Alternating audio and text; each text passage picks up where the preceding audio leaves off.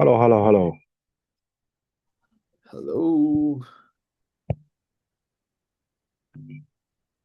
Hello，Hi Chad，誒，咁快有人入嚟咯，Hello，開心。Hello，等多啲人慢慢入嚟先啊！我哋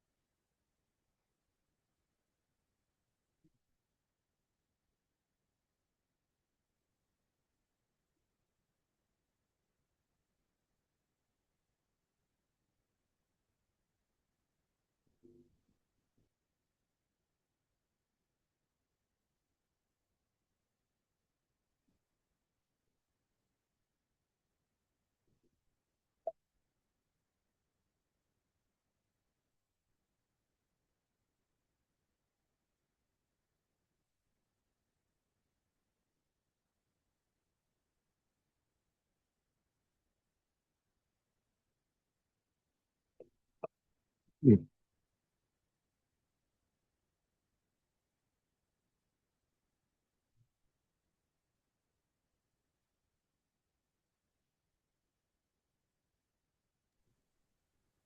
我哋一如以往等到3分鐘啊！啱啱喺個群好啊，組裏邊 announce 咗，我哋開始啦。好啊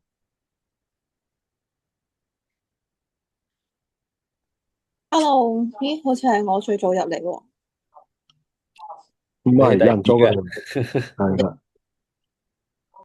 唔計我同詹士老師嘅話，你係第二嘅。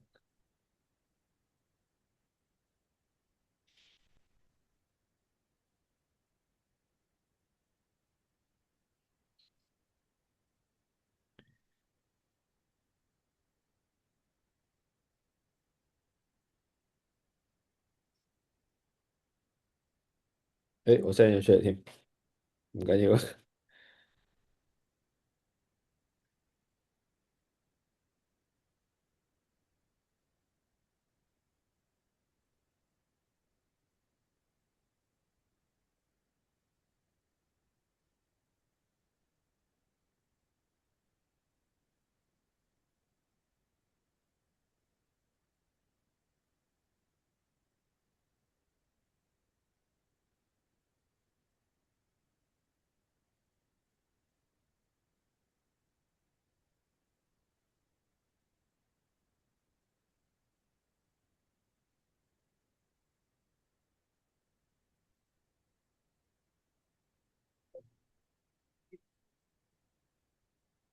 Wallace。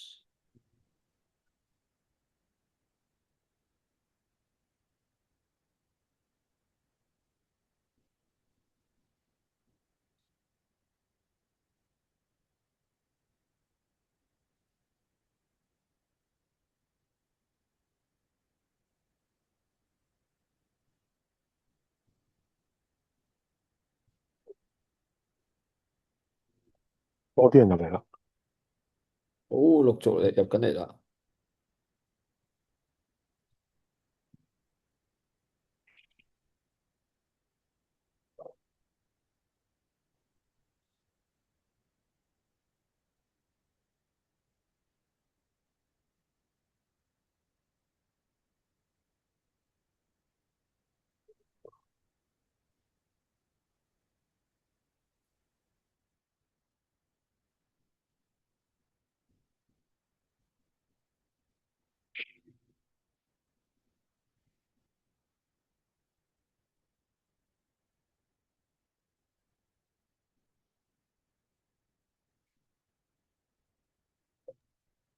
好，我哋9:35啊，我哋正式開始啦，唔想咁多位朋友等咁耐啦。咁好，啊，大家好啊，咁啊，我哋又翻到我哋誒，雖然話就話係每週一次啊，咁啊，當然有陣時我哋都會有少人事變動。anyway，咁啊，暫定啦，都叫做係每週一次嘅 MBTI 嘅免費直播分享啊。咁啊，今日亦都係繼續有我 Jackie 喺度咧，就為大家咧係做呢一個今晚嘅主持。咁啊，亦都繼續會有我哋嘅占士老師，hello，hello，hello。咁啊，喺我哋陸續已經有更多嘅朋友入嚟啦，hello Victoria，hello Wallace，hello Nicola，hello Chat，hello 媽咪，係啊，好耐冇見你阿媽，係啦，咁啊，係，咁啊，一年見一 Hello，次到啦，我哋平均係嘛？有冇咧？差唔多。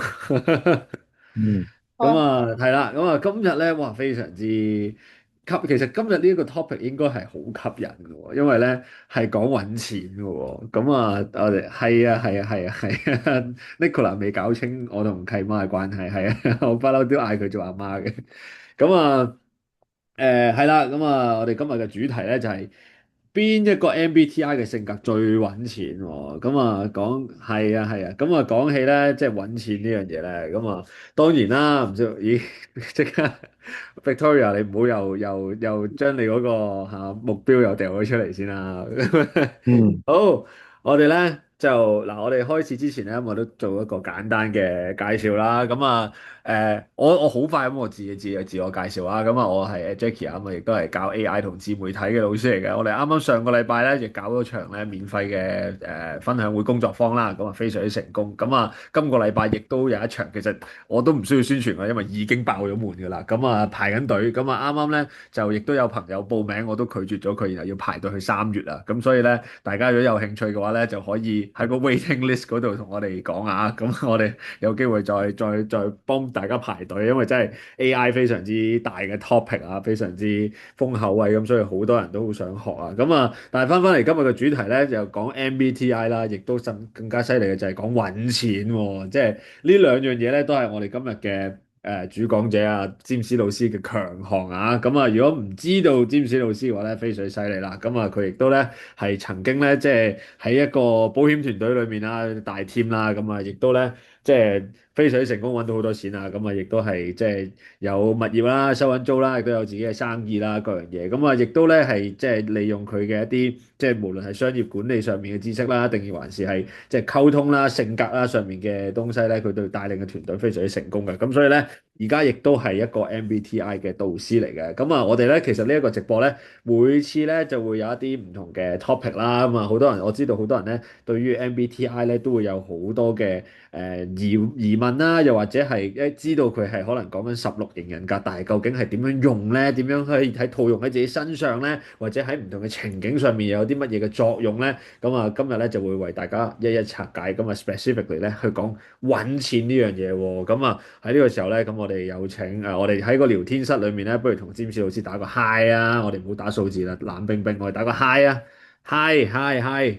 同大家打個招呼先。Hello，Hello 啊，詹士老師。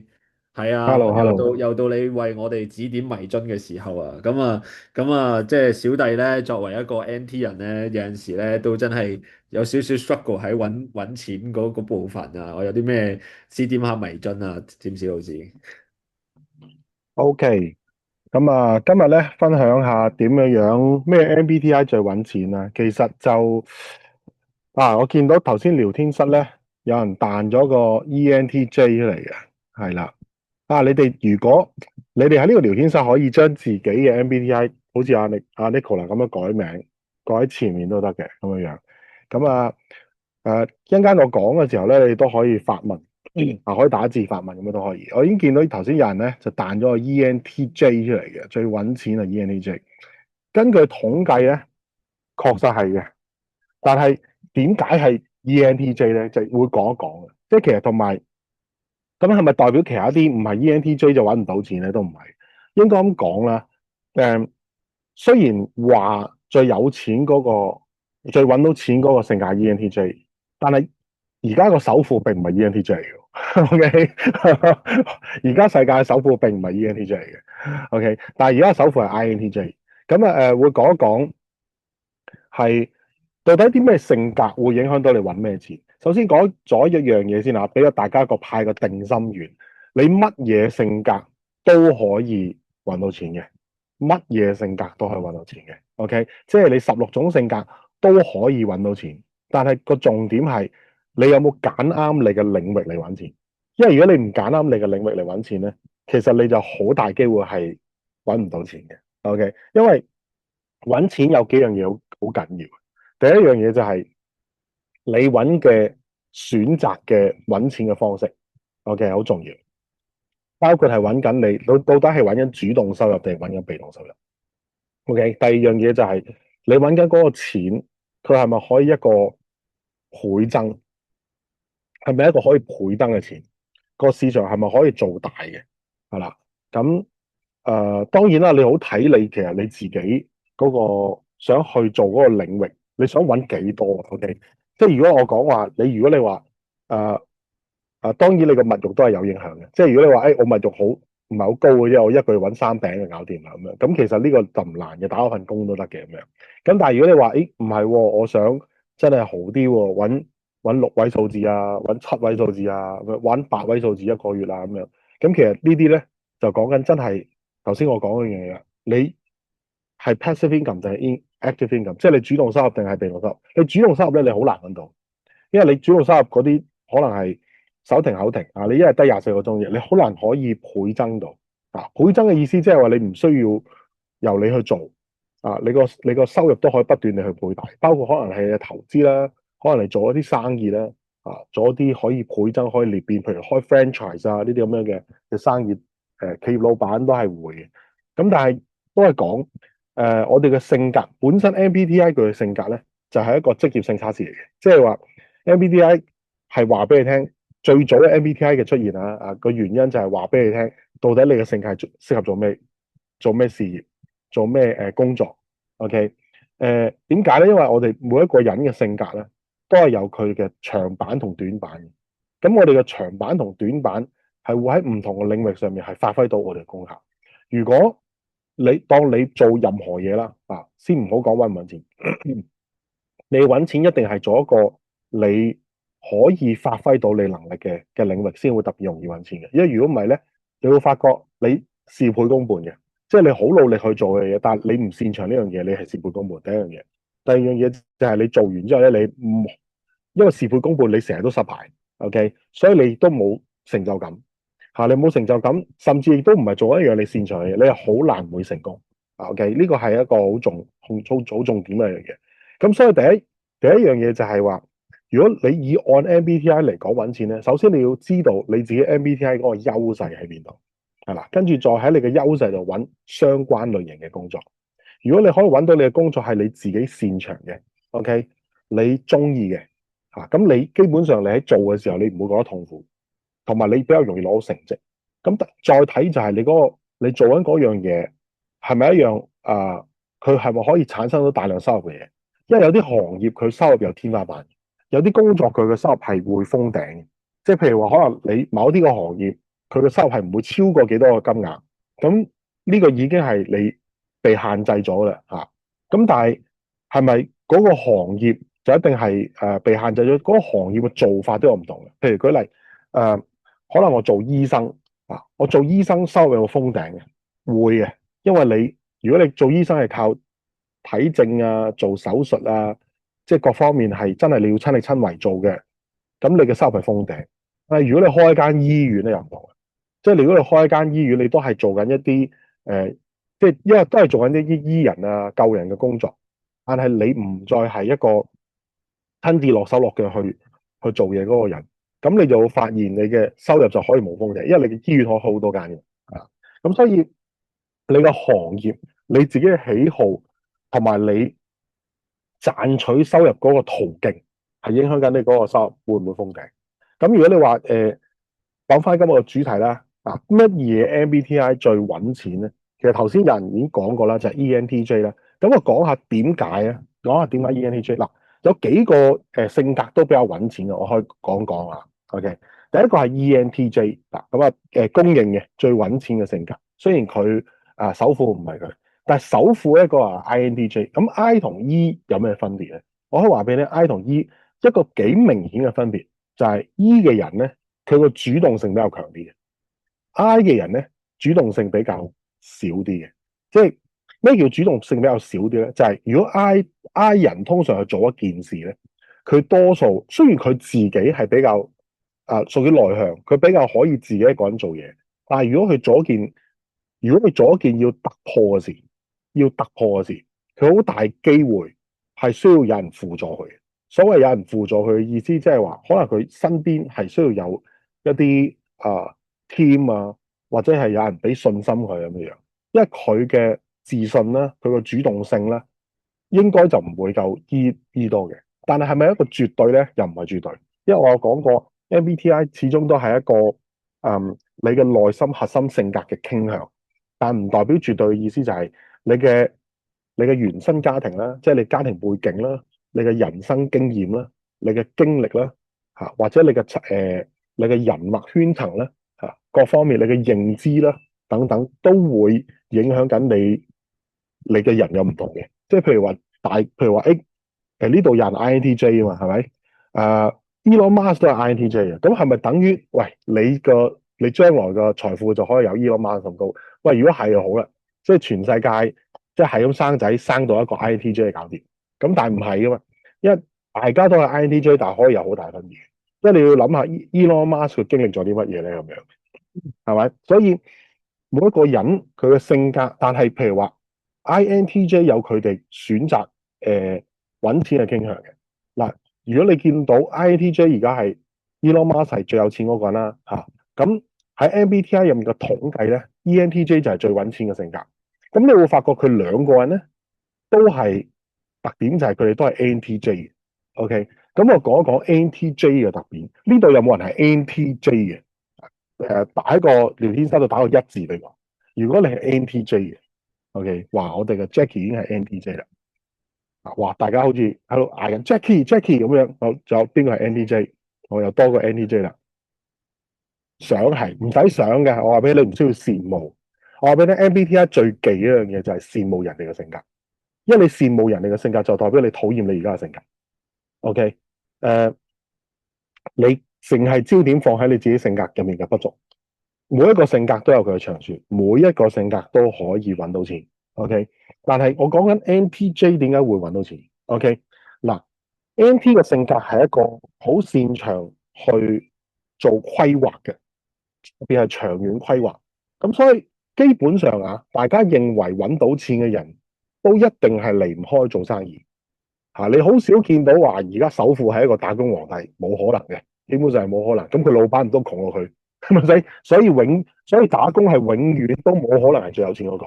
OK， 哪怕唔好話最有錢嗰個咧，打工可能世界100大、1000大都唔入啊！即係我可以咁講。所以如果你話想揾錢咧，做生意創業呢條路係走唔甩嘅。除非你諗住話，即係我個野心唔係咁大嘅啫。咁都係叫做求其咁樣安樂茶飯就算啦咁樣。咁如果你真係咁嘅人咧，你今晚應該唔喺度出現嘅。係啦，今晚喺呢度出現聽嘅人咧，都係希望自己可以有多啲財富嘅人先會入嚟聽嘅啫，係咪先？咁所以如果你話真係要想揾錢，我唔知道你而家係打緊工，定係做緊生意，定係創業中或者可能有啲人係做緊自僱人士，都係一樣，你一定係做生意㗎啦。咁點解 NTJ 做生意好勁咧？因為做生意好簡單，做生意好睇個老闆係邊個。咁個老闆做得好唔好，就係好睇個老闆嘅格局啦，睇佢嘅decision making 啦咁嘅樣。一個我可以話俾你聽咧，老闆你知唔知做咩嘅？問下大家知唔知先？老闆喺個生意入面，佢嘅定位其實係做咩嘢嘅？我睇下大家知唔知老闆做乜嘢先？你哋可以回答下㗎。呢個係一個 open question 嚟嘅，係啦。老闆係一個推動者，叫人做嘢，決策者，用人。睇下你哋有老闆你對老闆嘅認知係乜嘢？目標頭格局 ，OK， 仲有冇人答先？有資金善用，設定認知 ，OK， 嗱，非常好啊，非常好啊，因為我見到有人答到嘅，有人答到老闆主要做乜嘢？揾團隊 ，OK， 有人答到噶啦，咁我開估啦吓，其中有一個答到啦，就係老闆喺間公司入面只係做一樣嘢，就係決策者。老闆係做決定，所以你一間公司做得好唔好，係睇個老闆嘅，因為老闆決定一切。個老闆要唔要做呢個項目，哪怕你話揾人又好啦，老闆決定要唔要呢個人，揾資金，老闆決定要唔要呢筆資金，同埋要唔要揾呢個人，係啦。就算你揾到人，都係老闆決定要唔要，係啦。咁而佢個決定係影響成敗。咁點樣會令到佢可以做啱嘅決定，而唔會做一啲錯嘅？其實所謂啱嘅決定，即係會令到公司有增長，會令到公司可以發展，可以揾多啲錢。或者係做得長遠，好多嘢嘅。咁老闆點樣做啱嘅決定咧？就係睇佢嘅格局啦。頭先有人講啦，亦都睇佢嘅認知啦，同埋睇佢係咪一個可以 plan 到嘢嘅人。老闆唔需要係一個執行嘅人。即係頭先有人講，老闆叫人做嘢，係老闆你叫人做嘢，但係老闆因為佢正常嚟講，佢係需要有員工嘅嘛。如果老闆都要自己做嘅話，咁佢呢個生意一定都唔會做得大咧。但係老闆佢嘅決策啱唔啱係好重要。點解話 NTJ 嘅人會比較容易揾得到錢咧？嗱，就算喺MBTI 嘅排名嚟講咧，INTJ 唔係 ENTJ 係 number one 啦，但係 INTJ 其實都唔低嘅。INTJ 唔算係最高嗰5個，但係都係相當高嘅排名。因為點解咧？因為 NTJ 有一個特點，NT 就係佢一個好叻去佈局，好叻去做長遠計劃，好叻去開發一啲新嘅嘢。咁你會發現一個犀利嘅生意，如果你留意下，而家所有揾得錢嘅行業，最犀利嘅生意，都基本上你可能都唔係好明佢係點賺錢嘅，或者係你可能見到話上市公司做得好大跨國企業呢啲咧，即係如果個老闆佢嘅眼光、佢嘅設計、佢個佈局唔係話咁宏觀即係做得咁大嘅話咧，其實都好難可以做到跨國企業或者全球企業嘅。咁所以通常嗰個老闆係一個 NT 人係好正常。你見到好多成功而家係講緊係10大首富前面嗰一集，其實有一大紮都係 NT 人嚟嘅。OK， 咁但係唔係話所有 NT 人都一定揾到錢咧？其實唔係嘅。我話俾你聽，NT 人有一個最大嘅缺點嘅。NT 人最大缺點就係行動力低。但係 NTJ 會好啲嘅喎，因為佢係 J 嘛，即係佢係一個比較有規律嘅人。NT 本身咧就係一個可以去諗好多嘢嘅人，可以去設計好多嘅人，可以係諗到好遠嘅。咩叫諗到好遠咧？即係譬如話啲科學家愛因斯坦牛頓呢啲都係 NT 嚟嘅。咁佢哋有個問題就係話，但係佢哋諗好多嘢，佢哋同賺錢冇關係，你明唔明白？你好少聽到話牛頓好有錢，愛因斯坦好有錢，唔係，但係佢哋係鑽研嗰樣嘢咧，係好叻嘅。即係佢哋可能對於某一個學問好深究佢哋去探索宇宙佢去探索地心吸力咁樣萬有引力諸如此類所有嘢，佢哋係好叻嘅。NT 係叻嘅呢方面嘅嘢，但係呢方面嘅未必賺錢。但係如果佢唔係應用喺呢啲研究上面，佢應用喺生意上面咧，佢可能就會非常之鑽研點樣揾錢。所以如果當然佢鑽研點樣揾錢嗰個過程當中，而佢又有一個團隊去幫佢喎，而佢個團隊幫佢嘅時候，因為佢個人係 J 嘛，所以佢個人係一個做嘢好有規律嘅人。一做嘢有規律嘅時候咧，咁你會發覺，當一做嘢有規律嘅人咧，就比較容易賺錢。因為點解咧？因為賺錢係講緊你係好有 planning 啦，你好有設計啦，去做某一樣。但係最緊要係你好有規律去賺呢件錢。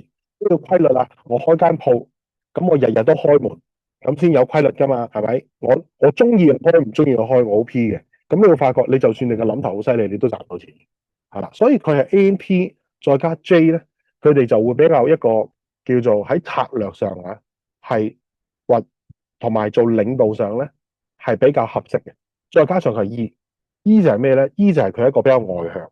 嗱，凡係 E 嘅人咧，都係比 I 嘅人咧傾向性係比較容易主動啦、大膽啦，咁佢哋亦都係可以比較容易叫做去創立一啲新嘅嘢。佢哋比較即係夠撲啦嚇，即係頭先我講大膽。但係 I 嘅人就比較唔係嘅。I 嘅人咧就係話，如果你俾一個工作佢去自己一個人去 study 或者揣摩係好強。但係如果你話佢要去挑戰一啲嘢，佢要去試一啲要做一啲 take risk 嘅嘢咧，佢未必有 E 咁大膽，係啦。咁呢個就係 I 嘅特點。所以好似 Elon Musk 咁啦，佢成功賺到錢一定唔係佢一個人嘅能力。OK，但係你話佢大唔大膽咧？佢都大膽嘅，係啦。咁你話咦？但係佢又話 INTJ 喎，嗱，所以就話啦，INTJ 都有一種嘅，係咪 INTJ 全部都大膽咧？唔係。都有啲會大膽，但係大膽同細膽係取決於佢過往嘅經驗嘅慣性。即係如果你有了解到 Elon Musk 嘅故事你就知道佢搞一搞 SpaceX 都搞到差啲破產嘅，即係你就會明白佢係非常之大膽嘅。唔係咁多 I 嘅人，唔好話 NTJ，唔係咁多 I 嘅人會咁大膽去做一啲破釜沉舟嘅嘢。好多破釜沉舟呢啲咁樣嘅決定咧，多數會喺 E 嘅人身上發生，係啦。咁但係 I 嘅人佢擅長係咩咧？佢就擅長於，因為佢自己獨處，佢嘅思維比較強嘅，即係佢 E 嘅人因為佢嘅外向啊嘛，I 嘅人佢內裏思維，即係佢嘅諗嘢係比較強嘅。但係因為佢諗嘢強咧，所以佢好多時佢哋會過度計算風險嘅，咁即係話特別係 INT 嘅人，佢哋會好容易過度計算風險。如果你話 INTJ 都好，因為 J 佢有規律咧，佢喺行為上面有時佢會迫使佢去做一啲嘢嘅，其實去對沖咗一個 NT 人嘅，因為 NT 人咧係一個比較諗嘢係比較冇限制嘅，係啦，只要任何一樣嘢係同邏輯有關係，然後同一個鑽研因果有關係咧，佢都可以無限制你諗嘢，甚至可以話一個 NT 人咧，佢哋係不斷地諗嘢，佢個腦好似唔識停咁樣嘅，乜嘢都會諗嘅。哪怕可能我見到個杯，我都會得閒諗下，呢個杯嘅設計咁樣樣嘅，如果佢另一個設計會唔會更好咧咁樣？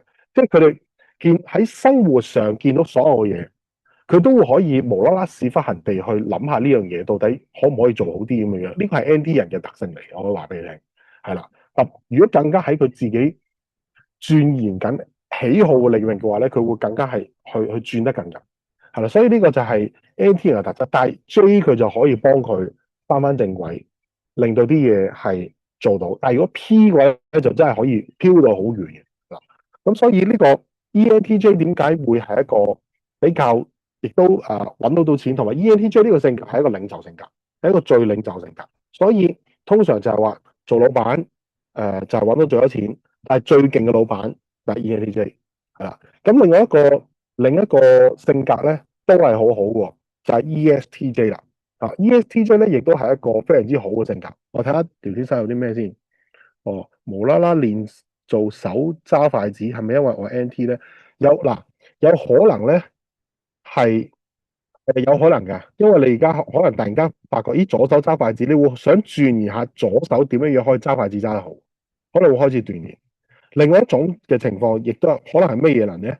就但係 SP 人都可能會做啲咁嘅動作嘅，就係佢，因為 SP 人係技藝者，佢好中意練習一啲嘅運動啊咁樣嘅嚇。ESTJ 咧都係一個好揾錢嘅性格嘅嗱，點解咧？嗱，呢個要留意一下啦。你會發覺嗱，如果 MBTI 入面咧揾錢嘅性格咧，譬如 ENTJ 啦、ESTJ 啦，跟住ENTP 啦，跟住ESTP 啦，係啦，呢啲都係一個比較揾錢嘅呢四個性格。但係你要留意下，佢哋有一個共通嘅，第一大家都係 E，第二大家都係 T，係嘛？T 人咧就係、如果你有上過或者了解過，佢哋係比較理性噶嘛，或者有一個負面係講係冷血噶嘛。嗱，你通常見到啲即係睇電視劇嗰啲都係啦，嗰啲霸道總裁又好啦，霸道總裁嗰啲唔係嘅，我哋霸道總裁嗰啲係離晒譜嘅。通常你會見到嗰啲咩，譬如話啲好有錢嗰啲大有錢佬啦，都係冷血無情噶嘛，係咪？咁但係你通常見到啲好好人嗰啲老闆咧，最後尾都係俾人恰噶嘛，都係冇錢噶嘛，係咪先？好少話好好人，但係又好有錢，比較少嘅。咁事實上亦都係喎，你會見到大部分有錢嘅 MBTI 嘅性格咧，揾到錢嗰啲性格咧，都係 T 同埋 E 嘅組合。呢度有冇 E 同 T 嘅組合啊？我想問一問大家。係啦，F 接埋先，F 揾到錢嘅，同佢講下，差少少差過 N。E 同 T 嘅組合呢度有冇？如果有嘅話，俾我一字我。E 同 T 嘅組合，ET 係啦，外星人，IT 有個 E 同 T，呢大部分揾到錢嘅性格都係 ENTJ、ESTJ、ENTP、ESTP 都係有同 E 同 F 嘅。OK，F 人做生意好勁，睇你做咩生意，同埋睇你嘅生意規模幾大。如果你嘅生意規模大，咁一定係行一樣嘢叫系統，一定係行系統嘅。即係你見到咩嘢大生意啊？可口可樂大唔大啊？麥當勞大唔大啊？係咪？跟住你睇下騰訊大唔大啊？呢啲蘋果大唔大啊？呢啲冚唪唥都 Google 大唔大啊？冚唪唥都係最大嘅生意。咁呢啲生意你會發覺佢有一個共同點，系統好有系統嘅嚇。咁系統點樣走出嚟㗎？系統唔會係 F 人走出嚟嘅，系統一定係 T 人走出嚟嘅。即係話 T 理性啊嘛。OK，咁 NT 人亦都更加係 NT 啦。NT 因為佢 NT 一定係行系統嘅。咁所以你會發覺 T 人咧理性啊嘛。所以大部分嚟講如果喺做決定嚟講咧，T 人佢哋係會傾向於特別係 NT 添嘛。因為 N 係一個比較遠同埋宏觀噶嘛，T 係理性噶嘛。所以如果你嘅生意要做大，你一定係理性嘅。乜嘢有可能會係感性啊？就係你對人嘅時候咯，或者係對一個人嘅時候咯。但係如果你話我對好多人嘅時候，你嘅感性會唔會令到你去建立到好多嘅財富咧？未必因為好多時都係理性會做到呢樣嘢。所以你咁頭先我講 E 係一個不可關鍵嘅嘢咧，就係即係不可缺少嘅嘢，就係主動性同埋大膽。所以一個大膽有理性嘅嘢，無論佢係 S 定 N，其實佢都係着數啲嘅。OK，佢喺揾錢上面都係着數啲嘅。但係如果再加上如果佢嘅尾係 J 咧，即係佢有規律咧，即係話一個外向嘅人，佢理性而佢嘅工作有規律，咁佢對於佢揾，無論佢係 S 定 N 嚟都好啦，佢揾錢都係比較好嘅。OK，都係因為有規律地去用一個理性又大膽去揾錢啊嘛嚇。無論佢注重嗰樣嘢係實際嘅，或者注重係宏觀嘅或者係未來嘅可能性嘅，都係會影響緊佢揾錢嘅。OK，但係你會見到啦，咦？咁頭先我都講啦，ENTP 同 ESTP 都揾錢喎，咁點解咧？佢哋會差啲嘅，P 係冇 J 咁好嘅，我想講。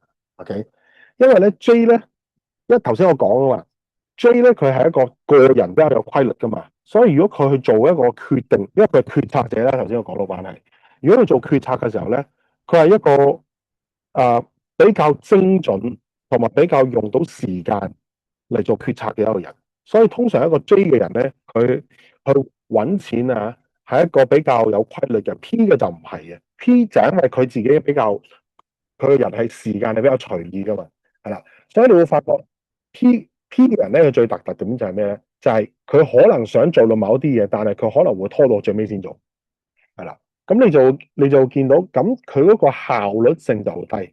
佢效率性一低就影響緊佢揾錢嗰個樣嘢，因為講緊嗰樣嘢可唔可以精準係噶嘛？十大首富唯一 F 人雷軍小米 ENFJ 係啦，F 人可唔可以揾到錢咧？揾到嘅，揾到嘅。咁但係你話要揾到去首富級咧，唔容易，唔容易嘅。因為點解咧？因為大部分嗱，除非你係好善用團隊嚇，好善用團隊。點解好善用團隊？因為 F 人咧，譬如特別 NF 啊，NF 有一個好處，亦都有一個唔好處。好處就係佢好為得人嘅，好貢獻心噶嘛。F 係好大愛噶嘛。但係有個唔好處咧，就係佢大愛得嚟咧，佢成日會俾人揾笨嘅，係啦。咁當然一個 NF 嘅人會唔會俾人揾笨咧，都睇佢嘅人生經歷嘅。即係佢人生經歷俾人揾笨得多，佢自己有開竅啦，咁佢就盡量會避免啲。但係佢個內心好想幫人，內心嗰團火焰都係不滅嘅。咁但係如果你話NT 咧，佢就唔會受呢，佢唔會咁容易俾人利用到啊！即係佢唔會 NT 你話會唔會想幫人咧？會，但係 NT 人咧，佢可能就係話佢會比較傾向於解決問題，係啦，特別係生意上嘅解決問題啊。所以佢做生意，因為你點樣賺到人錢咧？其實你賺到人錢嘅過程，就係你可以幫人解決到問題先會賺錢啊！即係賺錢係基於你可以幫人解決到問題，所以你先可以賺到錢。所以一個 NT 人佢傾向幫人解決問題，所以佢就傾向都會賺到錢。OK，咁 NTJ 就更加啦。咁而 NF 咧，佢其實有傾向未必係解決個問題，佢傾向去幫嗰個人。但係有時幫嗰個人嘅過程咧，佢哋會忽視咗金錢嘅。NF 人咧對金錢咧嗰個嘅態度咧唔係話太過鮮明嘅，係 J 人都可以好 P，J 人都可以好 P，J 人可以 P。其實不過佢哋會鍛鍊噶嘛，即係譬如話我係一個 J 人，但係如果我咁啱我翻工，我老闆都 P 嘅，咁我都要焗住好 P 嘅嚇，即係會練出嚟噶嘛。即係所謂練出嚟就係你習唔習慣呢樣嘢。譬如話一個 J 人，佢如果佢從來都唔係佢去得好 J，咁但係佢遇到一個老闆係好 P，即係成日都咩嘢咧？突然間要做呢樣嘢啊，突然間會改啊啲嘢又跳嚟跳去啊咁樣。咁啱啱同你講完呢樣嘢咧，跟住轉個頭就話，又同你做第二樣嘢，咁我做呢樣嘢先咧，咁樣，即係佢如果遇到個咁 P 嘅老闆，佢又適應，即係佢又為咗份工而適應，又唔會話唔撈，咁佢都會鍛鍊緊個 P 嘅能力嘅，係啦，所以你話一個 J 嘅人會好 P 都會嘅，咁一個 P 嘅人都會好 J，即係如果一個 P 嘅人佢喺個工作環境下，佢個係需要好準時啊，所有嘢都係有規矩啊，有規律啊，所有嘢都要跟按本子辦事，跟制度啊咁樣，佢都可以喺工作上面好 J，因為佢知道佢唔 J 唔得啊，即係佢有啲嘢係咁樣，所以我點解成日話 MBTI 佢唔可以根據你嘅工作你嘅行為嚟決定你嘅性格咧，就係咁解，係啦。所以你會見到，咦，NF 都可以揾到錢嘅，OK，咁但係你話好似雷軍咁樣情況會少啲，少啲嘅唔多㗎，少啲。但係係咪代表唔揾唔到錢？唔係。咁啊，首先一樣嘢都係講嗰句啦，你一定要揀啱你嘅性格。譬如另外我頭先有講啦，ESTJ 啦ESTJ 咧，因為佢都係 T 啊嘛，佢亦都係 J 嘛，但係 SJ 咧個人咧會點樣咧？佢哋係做生意係穩打穩紮嘅，係啦。ESTJ 揾到錢嘅人咧，佢哋比較少係一夜暴富嘅，即係一夜暴富好比較少嘅，除非咁啱佢做緊嗰樣嘢係風口位，因為佢做事係一個穩陣派，同埋其實係一個守舊派，甚至可以話一個守舊派。佢哋嘅轉變係比較少，但係咪代表佢嘅企業唔轉變咧？都未必一定都未必一定。佢哋嘅傾向就係保守。NTJ 咧傾向就會大膽創新，但係創新得嚟咧，佢哋都會有規矩去發展。STJ 咧就創新會比較少啲，但係佢哋會穩陣，係啦。NTP 咧就好創新，創新到飄嘅，所以佢需要一個團隊去 mon 翻住佢。但係因為佢都係 E 嘅關係都可以嘅。STP 咧 ESTP 咧就都揾到錢嘅。ESTP 其實好容易揾到錢嘅，但係如果你話要揾好多錢咧，咁就要睇下佢嘅收圍。因為 SP 嘅人咧，佢嘅特質就係比較急，係啦，佢好想 SP 人嘅特質係好想好快得到結果嘅，因為佢係冇耐性嘅人嚟嘅。OK，第二佢哋會有一個錯覺嘅，就係佢覺得以為快揾到以為快嘅方法就係急，即係話咩叫急咧？其實急同快係有分別㗎。快係我可能做嘢係好快，譬如話我可能做呢樣嘢有10個 step，人哋每個 step 用5分鐘，我用1分鐘就做到啦。咁即係話人哋要50分鐘先做完，其實我用10分鐘就做完啦。咁我係就快過人哋40分鐘，咁咩叫快？咩叫急咧？就係呢個件事有10個 step，跟住佢覺得可能其中有6個 step 係唔需要嘅，我哋跳咗，之後可能係直接係做2、3個 step 就叫做完啦。咁你表面上可能係一樣嘅 result 嚟嘅，咁但係因為佢覺得喂，你一個 step 1分鐘，做10個 step 都叫10分鐘啦。咁但係如果我跳咗6個 step，咁我咪即係4分鐘做完咯，咁樣。我又快又急，咁咪即係4分鐘做完，咁我可以比你更早攞結果啦。但係佢哋唔知道一樣嘢就係咩咧？就係可能因為佢哋跳咗個6個 step，後面嘅跟進或者呢件事可唔可以重複再做，可唔可以倍增，可能就冇咗呢一樣嘢。就因為佢哋可能我點解要10個 step 先做呢樣嘢咧？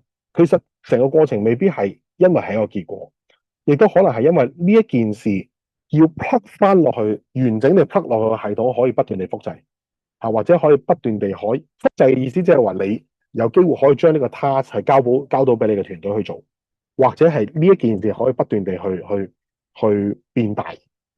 咁但係因為有10個 step 先做到，可能你6個 step 就只係做到1次，你就複製唔到，咁所以就變咗，其實你只係快咗前面，但係你後面係慢晒，甚至係後面冇辦法繼續去做落去咁樣樣。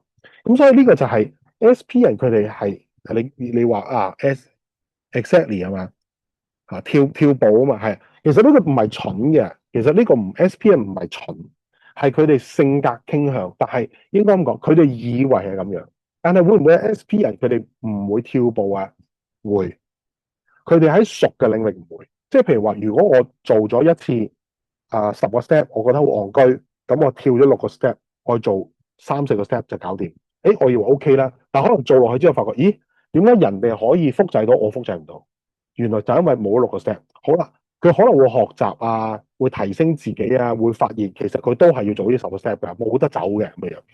咁佢會有改善嘅，但係可能呢個 SP 人做其他嘢嘅時候，佢又習慣地又跳 step 嘅。即係我可以話俾你聽，佢個性格傾向呢個同蠢唔蠢係冇關係。但係有時有啲嘢，即係有啲嘢啊。如果你話我去做一個大生意，嗰個生意係需要複製嘅，咁我當然呢件事就係所有個 step 啊、步驟啊，因為系統啊要，咁我係要做好啦。但係如果你話我做某一樣嘢，我嗰一刻我唔需要複製，但我要快，或者我要即刻攞到結果，咁 SP 係做到嘢嘅，係啦。所以你話 SP 會唔會揾到錢咧？會，但係佢成日揾到即時嘅錢。你話佢可唔可以有一個系統可以恆常地揾錢咧？都唔係唔得，佢要一個團隊，係啦，單靠自己係好難嘅。所以你聽落去之後，你會發現一樣嘢嘅，係啦，你聽咗咁多性格啦，SJ 又有啦，NT 啦，講埋 NF 啦，NF 咧好大愛噶嘛，坦白講啊，你知唔知好啊？最揾到錢嘅性格係 ENTJ 啦，最揾唔到錢嘅 MBTI 係乜嘢？大家知唔知？最揾唔到錢呢個統計嚟嘅啫，唔等於嗰個性格一定係窮。大家都話答到好多 INFP 冇錯，INFP 係最揾唔到錢。嗱，其實好易推論嘅啫，好易推論嘅啫。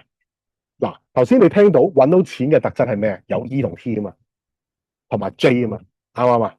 咁調翻轉啦，相反係咪 IF 同埋 P 啊？咁好啦，咁 N 同 S 點樣決定啊？S 係一個好實際噶嘛 ，S 嘅人係比 N 嘅人中意錢噶嘛 ，N 嘅人係佢追求嗰啲意義嘅嘢嘅，佢追求一啲唔實際嘅嘢嘅，佢追求可能性嘅。S 嘅人係具體嘅存在嘅咁樣樣過去嘅嘢，咁所以一個即係佢嘅 ETJ 係最容易揾錢嘅3個英文字母嘅相反 IFP， 仲要剩翻 S 同 N， 一個係中意錢，一個係唔中意錢，一個唔中意錢，仲要係佢3個性格都唔係話咁吸錢嘅話，咁冇錯啦。INFP 點解佢就係最揾唔到錢嘅就係原因，但係唔等於 INFP 一定揾唔到錢，但係 INFP 想揾錢係難嘅。點解咧？佢先天性就覺得先天性覺得錢唔係太重要。大部分 INFP 嘅人先天性覺得錢唔係太重要嘅，OK，因為佢喺佢嘅人生覺得意義啦、貢獻啦、愛啦、幫到人啦係重要啲嘅，所以都先天覺得，但唔係話佢唔要錢㗎，都要㗎，即係呢個世界冇人唔要錢嘅，但係佢嘅潛意識就覺得，如果我做呢樣嘢係可以順便揾埋錢就好啦。但係如果我做呢樣嘢係淨係為咗揾錢咧，佢哋就唔係好想做嘅。所以佢哋係會放棄咗一啲，除非佢真係開唔到飯，除非真係開唔到飯啦，走投無路咁樣。如果唔係，佢哋都唔會去選擇將佢啲時間去放喺一樣嘢淨係揾到錢，而佢覺得係冇意義、冇任何得益都幫唔到人嘅事情上面嘅，係嘛？所以佢去做一個揀一個行業啦或者佢揀一個可以揾錢嘅工作啦，佢一定要考慮埋到底呢一樣嘢係幫唔幫到人啦，呢一樣嘢有冇意義啦，呢一樣嘢佢中唔中意啦咁樣嘅。所以其實 INFP 佢係一個比較，即係如果你講揾錢，對好多人嚟講已經唔容易啦，你仲要喺揾錢嘅上面 set 咗咁多嘅條件限制，咁啊你更加係難嘅。咁 INFP 佢哋點解佢哋會比較難揾到錢咧？就係呢個原因。但係又唔代表佢哋揾唔到嘅，唔代表佢哋揾唔到嘅。點解咧？嗱，因為咧，其實大家有冇聽而家係即係九運啊嘛？OK，咁九運其中一樣嘢好 hit 嘅 topic 啦，即係可能你會講咧，咦，我唔係講 MBTI 嗰啲，會講風水命理嘅。但係有時我想講一樣嘢咧，風水命理又好，乜嘢都好啦。你可能會有好多嗰啲玄學啊。好多一啲咩能量啊，西方又好啦，中方都好啦。其實好多呢啲嘢咧，如果你我唔知你本身係相唔相信，你相信就冇問題。你唔相信嘅原因，基於嗰個人都係因為理性，基於嗰個人都可能喂有冇科學根據啊咁樣。咁某程度上，科學根據都係一種信仰嚟嘅，我自己覺得。咁所以就係話，如果用一個科學根據啦，一個理性嘅角度去睇呢啲風水命理咧，其實某程度上係一個統計學嚟嘅。係啦，佢哋係一個即係用好多年、幾千年嘅一啲統計嘅智慧出嚟，係啦。咁你有時會發覺，有冇發覺咧？嗱，大家有冇覺得你哋信唔信星座㗎？你會唔會覺得有時處女座嘅人咧，真係幾有完美主義嘅？你信唔信星座嘅？係啦，有時你有冇發覺，有時星座咧唔可以話好準。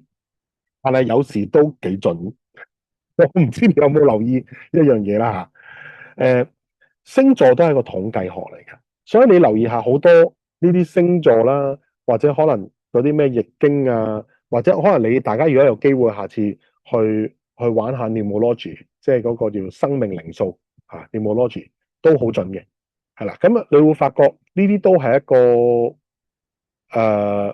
統計學嚟嘅，其實可以話如果你可以話係一個統計學啦，佢哋有一種我哋而家現代人未必解釋到嗰種智慧，係啦喺呢度，所以可以建立到呢啲，甚至嗰啲人類圖啊嗰啲都係嘅，係啦。咁我講點會講呢啲咧？係啦，生命靈數係即係數字天賦有好多名嘅，英文叫 Numerology 係啦。咁如果你又可以去玩下嘅，用一個你嘅出生年月日計條數，就可以計到你係幾多號人，係啦。咁然後都準嘅，都準嘅，都準嘅。咁咧但當然你話，但係如果你話攞呢樣嘢去睇你行為啊嗰方面咧，難解構嘅，係啦。MBTI 會比較容易解嗰啲，係啦。咁然後翻嚟啦咁樣。咁譬如我講翻 NF 啦，揾錢可以嘅，因為點解咧？譬如你頭先講九運啦，誒九運係好好身心靈嘅。點解我話佢犀利嘅原因係咩咧？點解而家真係好好身心靈？而家譬如話 MBTI 算唔算係身心靈啊？其實算嘅。但係點解話依家特別好咧？亦都係真係經過疫情之後，我唔知大家有冇發現，經過疫情之後咧，其實整體大圍嘅氣氛咧都係冇咁正面嘅。冇咁正面嘅意思就係大家可能消費會比較保守啲啦，或者係冇咁樂觀啦。大家可能悲觀多啲啦。大圍環境經濟比較差啲啦。其實經濟差就係大家唔係好敢去消費，大家都比較睇定啲，因為點解？大家驚失業啊嘛，一又驚失業啦，又可能驚嚟多鑊封關啦，或者係即係有好多嘢，以前係可能一個幾樂觀去睇呢件事，一定冇問題啦。但係當你將呢個風險包埋去一個全球封關或者一個疫情之後咧，你就會可能會覺得，即係你會覺得有一件，即係呢幾千年、幾萬年都未試過一個咁誇張嘅一個嘅病全球嘅一個病毒，去令到所有人都係被隔離嘅。即係佢好會發生咗一件事，係你真係估都估唔到，但係你會係將呢件估都估唔到考慮當中。即係調翻轉一樣嘢啫嘛。如果你行街，突然間有個花盆跌落嚟砸死你，呢個機率係好低嘅。但係如果你每一日行街，你都迎住係有個花盆會砸落嚟咧，其實你係會非常之悲觀嘅。你個人係非常之驚出街啦，非常之會即係去到邊度都好擔心啦。咁哪怕室內你都驚無啦啦喺個天花板度有花盆跌落嚟嘅。咁即係你會發覺係比較悲觀嘅。而家你會發覺整體都係大圍都係悲觀，所以咧好多時佢哋會需要心靈療愈。所以身心靈係一個幾重要嘅地方。而 NF 人咧係一個幾傾向中意身心靈嘅，係啦。你會發覺大部分人咧讀心理學家，大部分嘅心理學家都係 NF 人嚟嘅，包括MBTI 創立 MBTI 呢對母女都係 NF 人嚟嘅，係啦。你唔好話INFP 佢哋係唔得喎，因為佢哋其中一位都係 INFP 嚟嘅。OK，所以 INFP 你話即係有成就㗎，可以有成就㗎，可以好有成就嘅。特別係你而家大家喺身心靈喺嗰個靈性上面情緒上面都需求嘅多嘅話咧，其實 NF 人喺呢個九運呢20年咧係好吃香嘅。係好吃香嘅。以往咧就冇咁吃香嘅 NF 人，因為點解咧？點解以往一路以嚟 NFP 係會被或者 NF 人啦都會被定義為唔係一個咁容易揾到錢嘅咧？以往其實比較應該咁講啦，比較喺市面上啦最接受、最希望你成為嘅一個性格，或者係最想你成為一個性格，其實係 ESTJ 嘅。OK。即係你又外向，你又現實，你又有分析能力，你又理性，而且你生活又有規律，係咪？你聽完呢啲之後，你都覺得呢啲係一個好 typical 嘅一啲，即係阿媽揀女婿嘅最好選擇嚟嘅。呢個人又踏實啦，又揾到錢啦，又有跟住又有擔帶啦，又有主動啦咁樣。即係你會發覺，呢啲都幾好嘅咁樣，係啦，專業人士嚟嘅。ESTJ 嗰啲就專業人士 feel 嚟嘅，係啦。所以你會發現社會係追求呢啲嘅，但係嚟緊而家唔係喎。因為點解咧？而家嘅經濟係咩經濟？而家係飽和經濟。嗱，喺早好多年之前咧，可能20零30年之前係一個叫飢餓經濟。飢餓經濟意思即係話咧，其實當時咧嘅時代咧，只要你肯做生意，你都揾到錢嘅。因為市場因為嗰個物欲對市場嘅需求好大，好多嘢都缺嘅，好多人嘅家庭都係缺呢樣缺嗰樣，哪怕你求其做一樣嘢都有人需要。但係而家咩叫飽和經濟？而家乜嘢都唔缺嘅，而家乜嘢都唔缺嘅意思即係話你所有家庭所有嘅嘢冚唪唥你都齊嘅。譬如話我講家庭電器咧，大家屋企有洗機係咪？應該冇人屋企冇啊。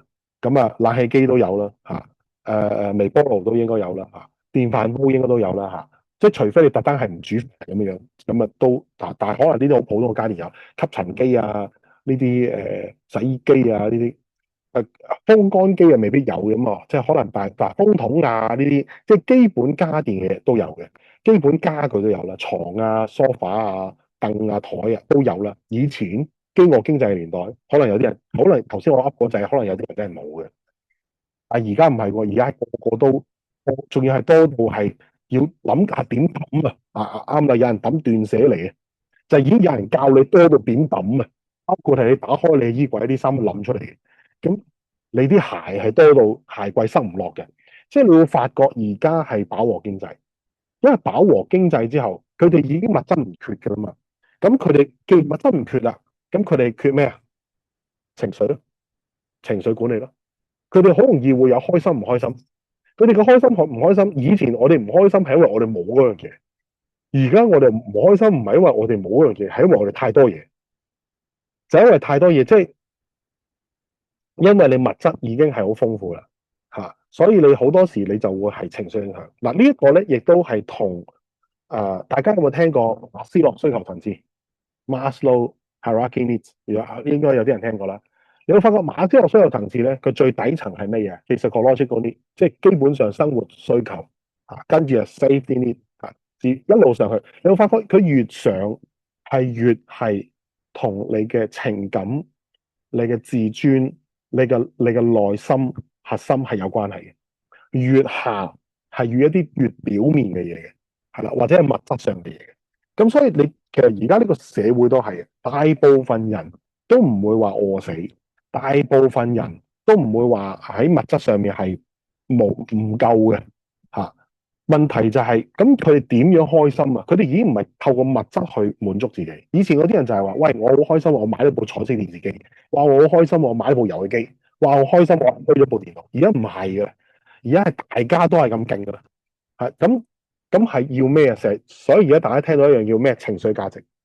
而家你會發覺好多嘢啦，即係甚至你哪怕你做一樣嘢，即係可能情緒價值啦，大家都聽到啦。跟住你會聽到一個 terms 叫儀式感啦，你會發覺係啦，幸福感啦，你開始會發覺依家咧，淨係一樣嘢咧，滿足唔到你嘅，佢可能會額外再令到你 happy 啲，額外再令到你覺得係獨一無二啲，額外再覺得係 special 啲，係啦，即係會有呢啲咁嘅嘢。所以點解有而家咁多人生意難做啊？因為佢哋係用以往做生意嘅方式喺而家呢個世代咪做唔到咯。但係依家有啲人佢點解會做到生意？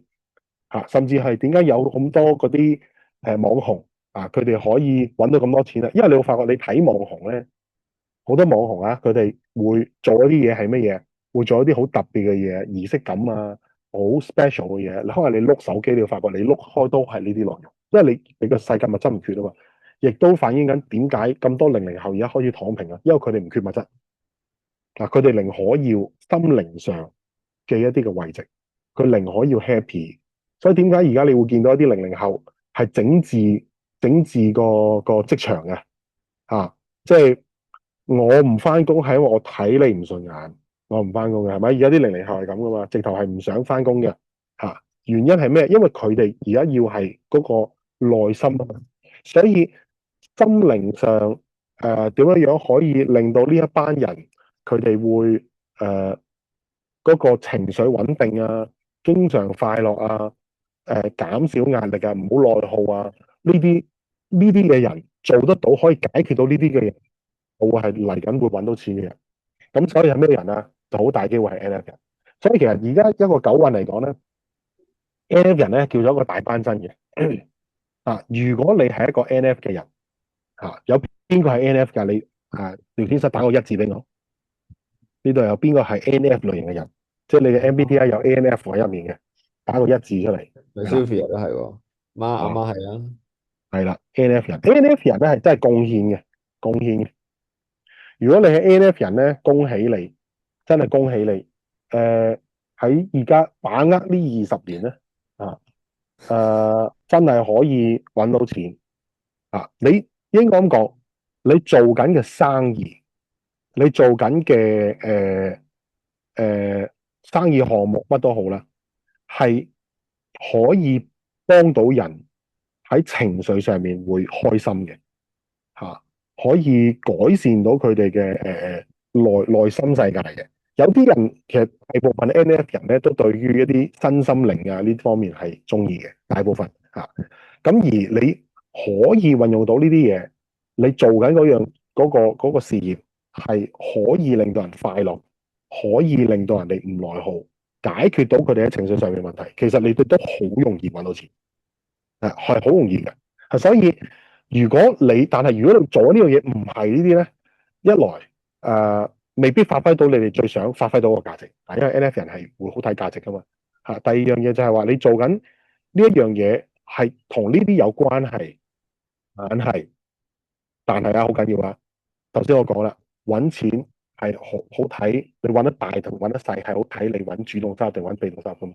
即係話，如果你係 NF 人，你而家做緊一啲嘢係可以幫到人哋去建立到好嘅情緒，開心啦、快樂啦，或者係解決一啲佢情緒上嘅內耗啦，令到佢情緒穩定啦，諸如此類一啲身心靈嘅嘢啦，可以係同身心靈有關，或者佢唔係身心靈，但係佢可以產生到對方有情緒價值嘅，係啦，呢啲咁嘅生意，而同時間佢係可以建立到被動收入嘅話，其實呢啲嘅生意係啱係好嘅，對於你嚟講係啱你嘅。但係如果你係做到呢啲嘢，但係你係建立緊主動收入嘅，即係你自己要落手落腳去做咧，咁你20年都揾到錢，好辛苦啫。但係如果你話係揾到被動收入咧，係情緒經濟你講得啱。而家就係真係呢個世代係已經係做緊呢啲嘢。嗱，SP 人有冇機會？梗係有啦。嗱，因為點解咧？因為 SP 人你係幾時都有機會㗎。知唔知點解？NF 人咧就好睇價值㗎嘛，SP 人係好睇機會。SP 嘅專長就係揾機會啊。冇錯，SP 係一個機會主義者嚟㗎嘛。你任何一個運你都係有機會嘅，因為 SP 人嘅轉變係可以好快嘅，佢係可以好善變嘅，即係佢善變嗰樣嘢就係佢好擅長適應環境。佢係機會主義者，同埋佢喺任何環境都可以執生。簡單嚟講就係，所以佢去到任何一個世代，佢都係揾到錢嘅人嚟嘅。SP 係你唔需要擔心，但係佢只係最大一個問題就係經常會做咗啲急嘅嘢，同埋過度冒風險。咩叫過度冒風險咧？就係佢覺得自己冇問題，但係其實人哋已經覺得好危險。你明白？咁所以呢個係佢哋判斷危險嗰樣嘢係比其他人低啲嘅，係啦。咁所以SP 係如果係 SP，你係唔需要擔心 SP 揾唔到錢，冇一個年代 SP 揾唔到錢，係啦，好運係啊。所以你哋NF 人要把握呢個。咁如果你話 NT 咁，我哋點咧？NT 都唔需要擔心嘅，但係 NT 就係你要揾錢要有團隊咯。SP 人冇團隊，自己都揾到錢嘅，佢自己去衝都揾到錢，但係佢唔會揾得好多，但係佢應該可以揾到一個佢嘅收入應該可以令到佢其實算係衣食無憂，不過佢會辛苦，佢會搏命做。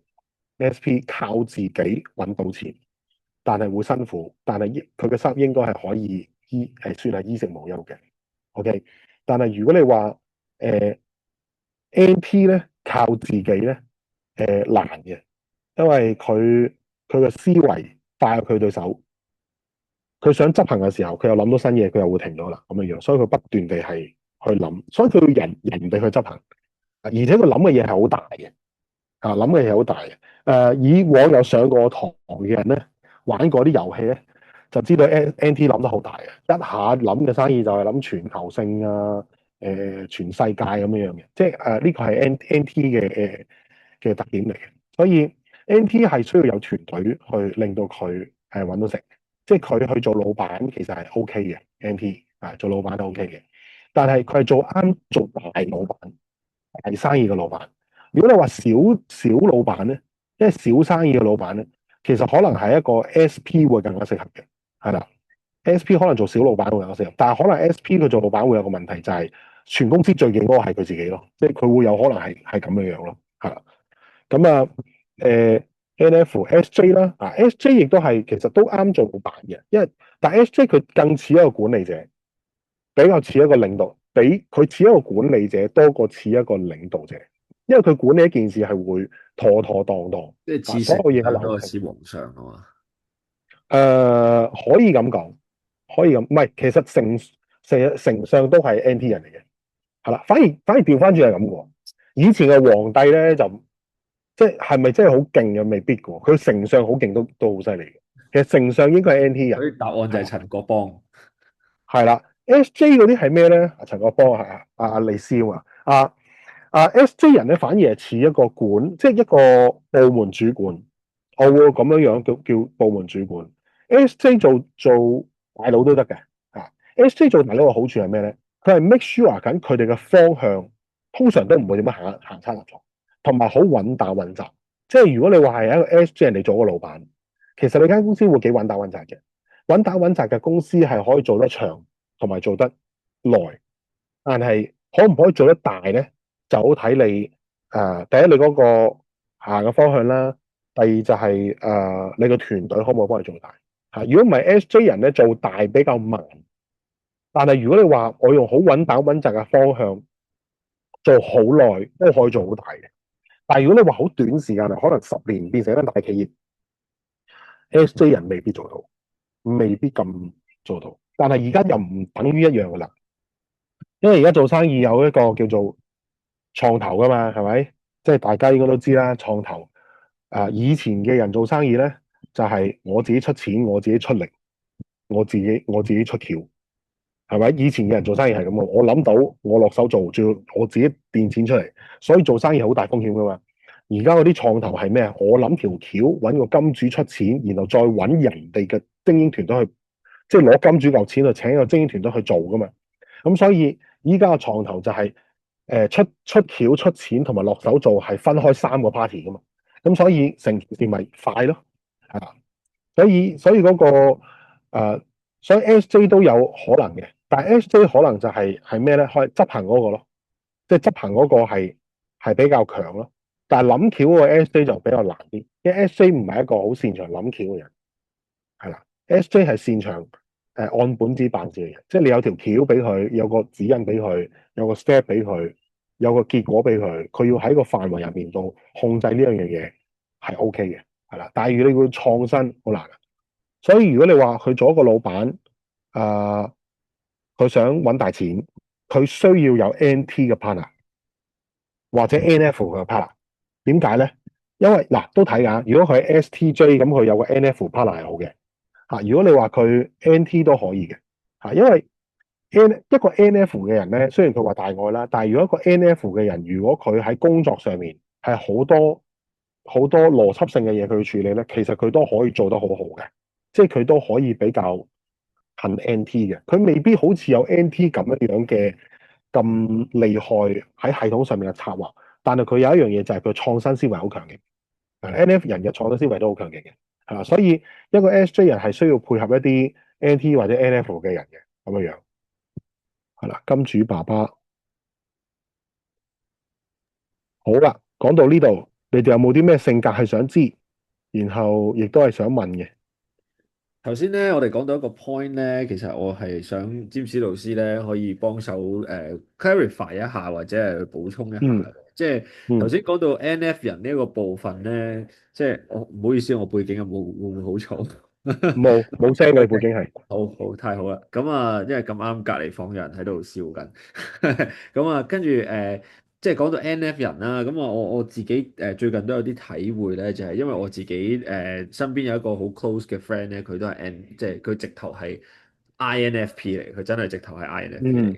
咁好彩就係佢係一個富二代啦，咁但係佢就因為佢都已經即係叫做脫離，即係想證明自己嗰啲啦，咁啊已經脫離咗屋企嘅 support 㗎啦，financial support 完全冇攞㗎啦，咁樣。咁跟住之後咧，佢都曾經經歷咗一段好低迷嘅時間啦，即係人脈資源係身邊好多嘅，但係因為佢性格嘅關係，永遠就即係變唔到演啦咁樣。跟住之後，將自己本身原有嘅東西又賣晒車啊，又賣賣晒剩嗰啲咁樣嘅嘢㗎啦，咁樣跟住之後 嗯 struggle 咗好一段時間。咁但係最近咧，其實佢係都揾得幾好嘅，而就係因為佢揀啱咗個賽道啦。咁佢就係去做一啲類似 personal consulting 嘅東西啦。咁但係佢嗯就完全同身心靈無關嘅，其實佢係做一啲男士嘅外形改造嘅東西嘅，係啦，即係純粹係即係執人哋嗯啲髮型啊，執人哋嘅衣着嗯啊，咁樣係即係可能。當你去識女仔啊，或者去 dating 啊，或者去present 啊，或者係去見工嘅時候，會即係提高啲自信心咁樣，去幫人哋去做呢啲咁樣嘅東西。咁但係因為嗯佢就好多係真係好同人一對一嘅 personal 嘅 coaching 啦。嗯咁對於嗯對於人哋嘅角度嚟講，就係佢係人哋係覺得佢真心好關心人哋啦，又會真係嗯好體貼到佢啊！最後出到嚟可能嗰個 presentation 啊，或者個面試啊，或者嗰樣成唔成功啊，blah blah blah，即係會無微不至咁去照顧人啦。咁再加上我自己見到嘅就係、可能而家世代即係我自己又教 AI 同埋自媒體啦。其實 AI 同自媒體呢樣嘢，呢兩樣嘢都係其實都幾冷冰冰嘅。即係我哋好多時嗯即係而家。可能譬如我哋而家呢一刻，我哋都係 Zoom 緊啦，即係都係用緊科技啦，而唔係真係一班人 physically 大家係面對面咁樣去見面啦咁樣。咁變咗我哋可能人與人溝通啊，好多時都你唔好打俾我啦，係唔使見面啦，你 WhatsApp send 個 message 俾我咪得咯咁樣。或者好多時我哋知道大家嘅近況都係透過大家嘅 social media。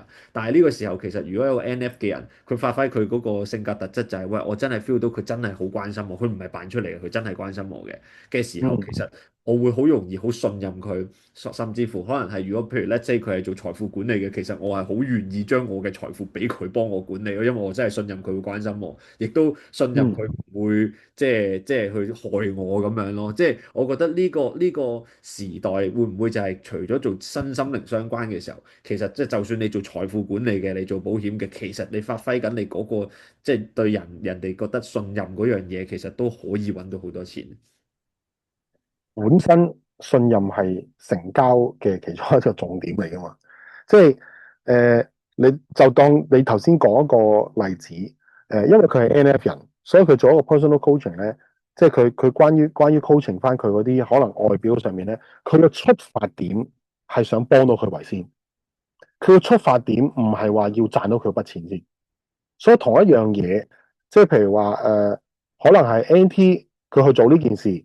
佢可能佢會有好多嘅佈局喺後面度安排緊嘅，或者係佢都會想幫佢，但係可能幫佢喺解決問題上面比較真係針對喺嗰件事點樣係會做得更靚啊、更 work 咁樣。但係佢比較忽略喺個人嘅 feeling 上面嘅嚇。如果呢個 personal coach 話，即係佢純粹係為咗解決問題嘅啫，佢唔係好理你而家個 feeling 嘅咁樣。咁如果你話 SJ 就佢可能有一套 SOP 咯，會跟住咯。咁即係會咁樣諗。咁如果你話 SP 就係、其實我做緊個 personal coaching，無非都係想鋸你一筆咁解嘅啫，即係有可能係咁樣啦。OK，但 NF 但唔係喎，NF 佢做嘅時候，佢真係諗住我想幫你先，賺唔賺錢唔緊要，但係人心肉做噶嘛。其實你無論係咩性格，你都就算你係 T 人，你都會 feel 到對方佢係咪真係出發點係想幫你嘅。所以呢樣嘢係佢，因為佢特別係一對一啊，一對一嗰樣嘢係好緊要。特別係即係你好簡單啫嘛，你諗下，你去食飯，然後你去安排咗你一間 VIP 房度，咁你 VIP 房度一個 VIP 房可能會唔會有個隔離有個 waiter 企喺隔離度隨時 serve 你啊？咁個 waiter 對你嘅態度係咪好緊要？係非常之重要，因為佢係咪真係 serve 好你啊？係咪真係諗到你嘅感受啊？佢照顧到一啲你都未諗到嘅嘢，佢已經照顧咗啊！咁呢件事已經係講緊，哇！我呢度俾晒分。佢做 personal coaching 嗰樣嘢就係因為佢係 NF，因為佢天生與生俱來，佢性格傾向就係想幫人。我唔係話要賺你錢，我甚至我幫你嘅情況下，佢會考慮到，譬如話你講佢係形象指導啊嘛，係咪？咁佢會考慮埋我做形象指導，其實我背後係我嘅情緒位喺邊度？即係舉例，可能呢條友原本就係又唔識着衫啊，或者佢個形象又好污污嘅咁。你知馬佬有時都相當鉗噶嘛，佢如果污俾上嚟嘅時候，咁如果你話佢因為透過呢個嘅形象指導，佢唔係淨係教你形象指導咁簡單，佢係照顧埋你以前俾人可能俾人歧視啊，俾人睇，即係覺得你唔掂嗰個嘅內心世界嘅時候咧，其實嗰下就會好 touch 嘅。即係你呢一樣嘢係好緊要。咁你頭先亦都講到話，保險嗰啲，保險啊絕對係嘅。因為如果保險其中有一環係有一類型嘅保險人咧，就係佢哋賣保險咧，就好多時都係啲客主動 refer 生意俾佢。佢不斷地收 refer 生意俾佢，而呢啲好大機會係 NF 人，因為點解咧？佢係我出發點係幫你，我出發點唔係做生意。咁人哋收到呢樣嘢嘅時候，我覺得你信得過，起碼一樣嘢，你心入面係幫我，你唔會係作我一筆先啦。我同你去嘅接觸嘅時候，嗰個信任度係拉到好高，個信任度拉到一高咧，其實嗰個人係乜嘢都 yes 嘅，就等於一樣嘢啫嘛。大部分人嘅錢嚇。或者係點解咁多人佢揾唔到錢啊？你知唔知個原因係咩？咁多人揾唔到錢嘅原因係咩？睇下大家知唔知先？好多人都揾唔到錢噶，好少人揾到錢嘅。點解？係啦，隨便開直線 course，因為佢本熟噶嘛。有冇人知啊？大部分人揾唔到錢嘅原因，當然認知係一個問題啦。係咪冇留住嗰啲人啊？冇留住嗰啲人揾唔到錢，唔係即大係冇留部分人揾住嗰啲。你話大部分人揾唔到好多錢嘅原因係咪啊？係咪咁嘅意思？可以咁講，甚至係啊，因為佢冇對人好咯，冇對即係佢人好。唔識對人好，因為你揾到錢，你都要即係你嗰個叫做咩厚德載物噶嘛。係咪？你對人好都唔代表你揾到做錢嘅。但係你對人好都揾唔到錢，即係類似你對人唔好咁唔代表揾唔到錢嘅喎。又係咁樣，咁啲奸商都係嘅。唔夠狠。誒好好啊，你可以試下，冇所謂㗎，即係唔需要介意話，自己講得啱唔啱，錯唔錯，唔緊要㗎。一個踴躍嘅嘗試係非常之好嘅。對人好同對人唔好，對人好唔代表你揾到錢，都可以揾唔到錢㗎。啊，對人唔好都唔代表你揾唔到錢喎。有好多對人唔好嗰啲揾到。係咪佢嗰個駕馭金錢嘅能力都有？駕馭金錢嘅能力係認知一部分。定係你淨係話佢揾錢嗰個動作，即係你係講緊邊個？即係最針對係邊一個方面？你頭先如果講駕馭金錢嘅能力，應該係屬於認知一部分。認知部分係啱嘅，但係佢嘅認知係點嚟嘅？唔係你話你嘅意思係講緊佢揾唔到一大筆錢，定佢留唔住一大筆錢，定係長遠揾唔到一大筆錢？都有可能，都有可能。認知咯，都係認知都好。認知，但係佢係認知點嚟嘅？認知其實都關佢嘅學習同埋佢嘅圈子咯。冇錯，即係佢嘅。所以冇錯，佢嘅圈子，大部分人嘅認知嚟自於佢嘅父母，嚟自於父母。即係如果佢父母唔係好有錢，基本上佢都唔會好有錢。但係有啲人係佢會脫離咗佢父母嘅認知，喺外面去尋求一啲新嘅認知，然後去遵從咗嗰樣嘢。但係好多人佢哋會去跟咗佢哋父母，即係傳統嗰種想法，所以呢一樣嘢就會導致到佢揾唔到錢嘅原因。咁點解佢會相信佢父母？信任。你會發覺我哋好多人咧，去認為一件事啱唔啱嗰個準則，除咗根據自己性格之外咧，好多時係根據於我嘅信任。譬如話點解咁多人俾人呃啊？因為我信呢條友，所以我啲錢就借咗俾佢，或者係跟住點知佢原來佢呃咗我，係咪？基於信任，佢哋好少基於信任以外嘅嘢嘅。咁當然有啦，即係譬如話好 T 嘅人，佢可能佢都唔係話信任嘅，但係佢都會基於一啲邏輯啊咁樣樣，係咪？但係有時就係嗰個人如果有信任嘅話咧，佢可能某程度上可能將個邏輯都擺低咗，然後我就相信呢件事。所以你頭先阿 Jackie 講咗一個問題，就係話啲信任係咪即係好重要咧？我可以話俾你絕對重要。而你去，如果你話頭先阿 Victoria 好好啊，佢講即係對人好唔好啊呢啲嘢，其實講你對人好唔好，其實係講緊你可唔可以喺唔同人身上產生信任。如果你產生到信任，咁而你又係想揾錢嘅，其實你會容易好多嘅，呢條路係順好多嘅。如果你話我冇辦法喺人哋產生信任喎，咁係可能你做緊某啲嘢就係你冇考慮得冇咁長遠，或者可能我講嘅叫做唔識播種，係啦，唔識播靚嘅種子嚇。咁所以呢個信任係好緊要。我哋基本上因為人係群居動物啊，人係群體生活嘅，你唔會話自己一個人嘅，就算你嗌人都唔會自己一個人嘅嚇。咁所以一齊生活呢一樣嘢，信任係好緊要。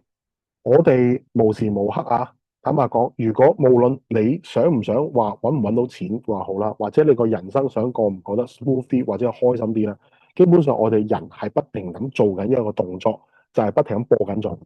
我哋係唔係都播緊種嘅？不過你播嘅種子係靚嘅種子，定係你播一啲壞嘅種子？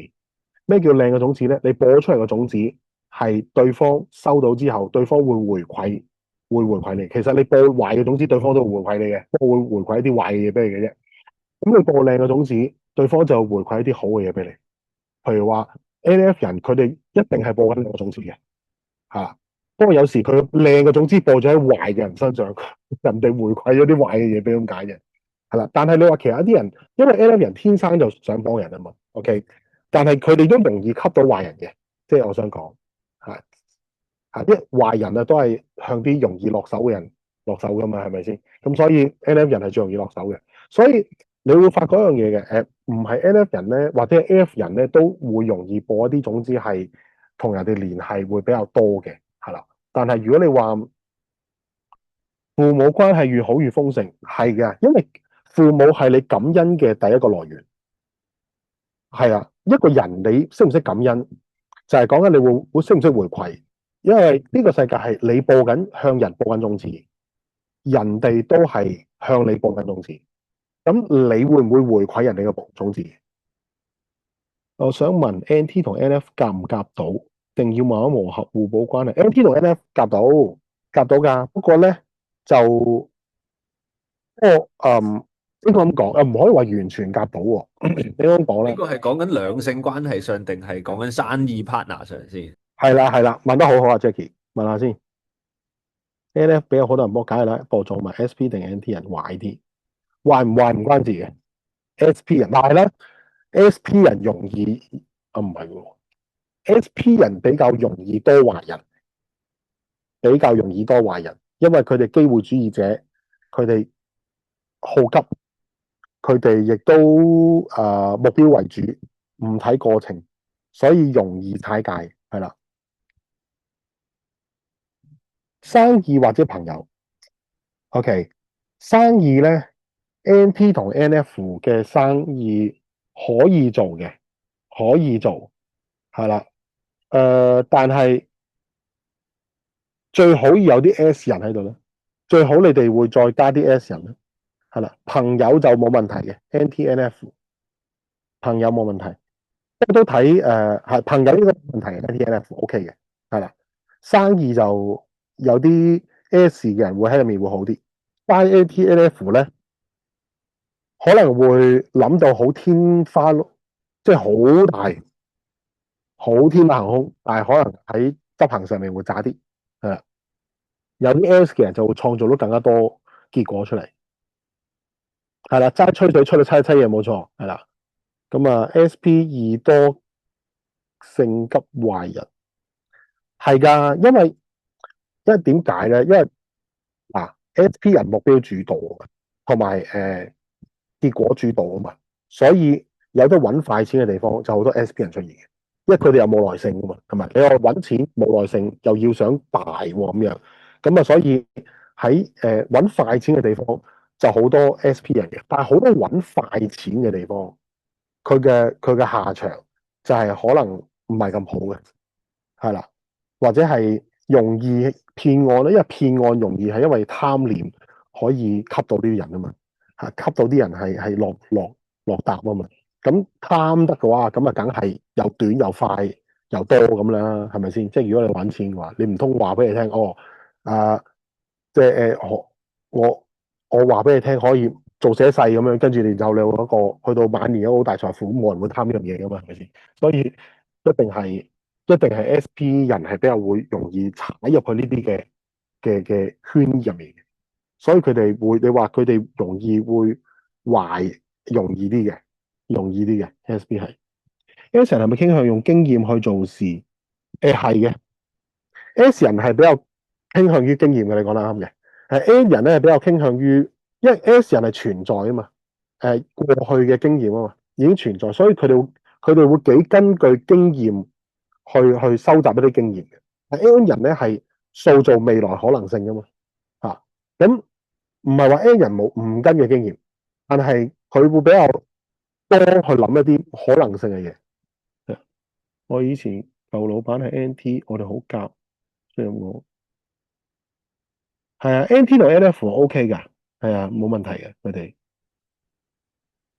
起碼佢哋嘅溝通都係 N 先啊嘛，因為你英文字母中間嗰兩個英文字母係溝通層啊嘛，即係佢哋接收信息都係 N 嘅，即係如果你大家講一啲未來嘅嘢啊，未來策劃啊，planning 啊，可能性啊，係好啱傾嘅，只不過係一個喺比較理性層面上面，一個係比較感性層面上面啫嘛，係啦，咁所以佢哋嘅溝通基本上都唔會話太差嘅，係啦，試好多機會咯，試好多可能性咯，佢哋會比較中意長遠咯，同埋係咯嗰啲嘢咯，係啦，就係咁樣。喺呢個時候咧，我都想睇下詹士老師咧賣一賣個簡單嘅廣告啊！咁啊，其實咧，我哋雖然咧經常都會喺呢一個 Zoom 嘅直播間裏面咧，免費咁樣去提供即係一啲知識啦，同埋佢解答大家嘅問題啦。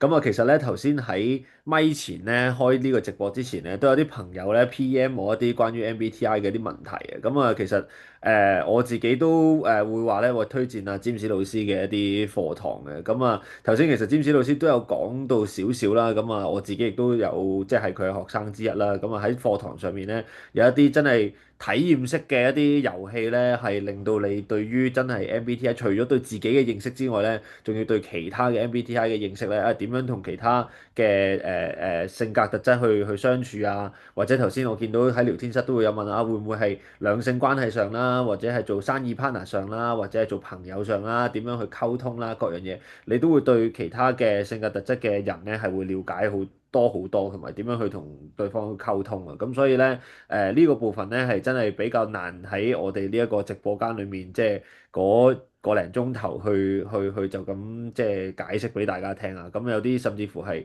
即係喺課堂上面一啲體驗式嘅一啲遊戲式嘅東西，更加令即係更加有成功地令大家嗰個入腦啲啊！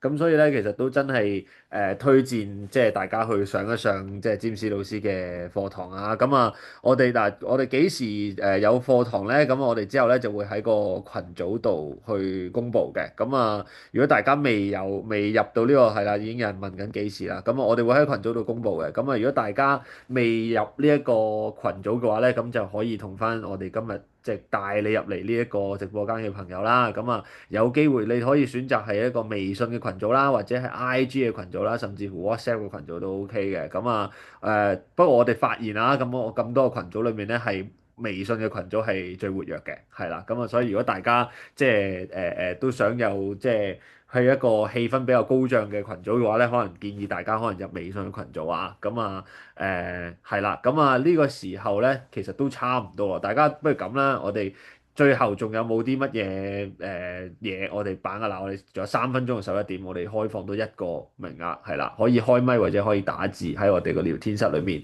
係啦，我哋俾少少時間大家問埋最後嘅，對於揾錢上面嚇，無論係你自己嘅嗰個性格特質啦，定係可能係你朋友係啦，或者係你唔知點樣同你嗰個生意嘅伙伴都可以，仲有冇咧？58分，我哋俾多1分鐘大家。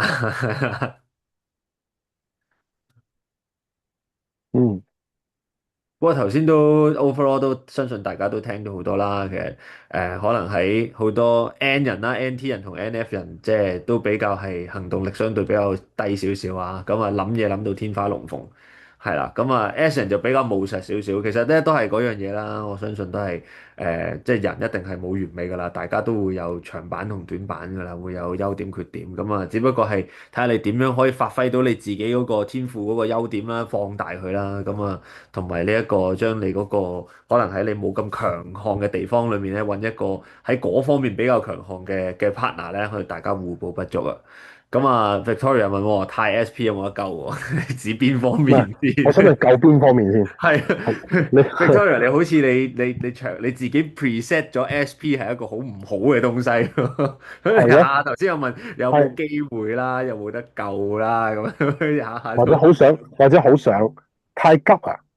哦，嗱，其實咧好多時咧，我講一個性格上面有唔同嘅版本，其實都基於佢哋嘅人生經驗係唔一樣，即係佢哋咁嘅人生經驗最唔一樣嘅地方就係咩咧？就係佢撞板撞得夠唔夠多。呢個世界咧，即係咁樣嘅。呢個世界係會去整治你嘅。即係如果你覺得呢個世界，你覺得有啲嘢唔好啊，想去修改，其實係冇人會幫到你，但係個世界會修正你嘅，係啦。咁你嘅經歷所有嘢咧，係會發生喺你身上。嗱，我呢度都想講一講 MBTI 其實最重要嗰樣嘢，我話俾你聽係最犀利係乜嘢咧？除咗你可以知道人哋嘅想法點樣同人哋溝通之外，其實有一個好重要一樣嘢就係你點樣同你自己溝通。你同你自己溝通先係最緊要。好多人去忽略，佢哋好多人成日諗同樣同人溝通，但係好多人忽略咗佢自己同自己溝通。你自己同你自己溝通，其實先係最重要嘅一樣嘢。嗱，啱啊，講得好啱啊，接受自己。你接受自己先係最強大嘅一樣嘢。因為咧，譬如舉例，可能我同 Jackie 嗌交，Jackie 可能講咗句說話，我好唔開心。我覺得嗰句說話好冒犯我。其實嗰句說話係好冒犯我咩？係我點睇啫嘛？係我點樣睇呢句說話係屬於冒犯我定係唔冒犯我啫嘛？即係話開唔開心係我自己嘅，中唔中意都係我自己嘅。咁所以自己用咩點樣接受，點樣去接納呢一件事，呢個我先係我重要一樣嘢。好多人成日都以為想去改變人哋，唔係，係改變你自己。而你自己，譬如話你自己係 SP 性格又好啦，咁派 SP 咁又點啫？派 SP 係咪壞咧？派 SP 其實可以係好嘅，因為我話俾你聽，一個性格如果你係好有嗰個性格特質傾向，咁即係話嗰個性格嘅優點你係非常之鮮明。